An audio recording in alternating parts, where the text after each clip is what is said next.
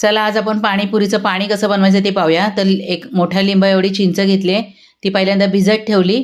त्याच्यानंतर याच्यामध्ये टाकायचे आहे खजूर, पाणी टाकायचं आहे, थोडं 10 मिनटं चांगलं शिजवून घ्यायचं आहे.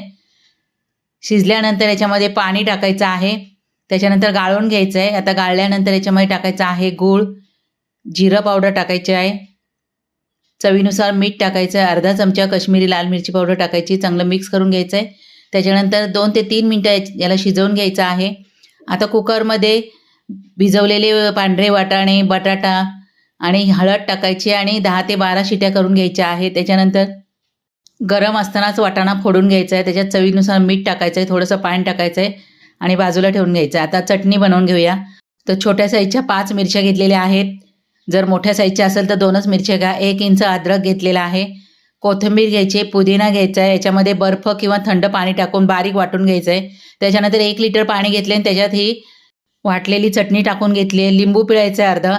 याचा पूर्ण व्हिडिओ मी टाकलेला आहे, तो आपण पाहून घ्या पाहिजे तर. आता पाणीपुरीचा मसाला टाकायचा आहे याच्यात 2 चमचे.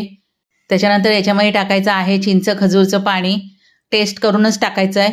एकदम चटपटीत पाणी व्हायला पाहिजे हे, त्या हिशोबाने टाकायचं आहे. चवीनुसार मीठ टाकायचं आहे.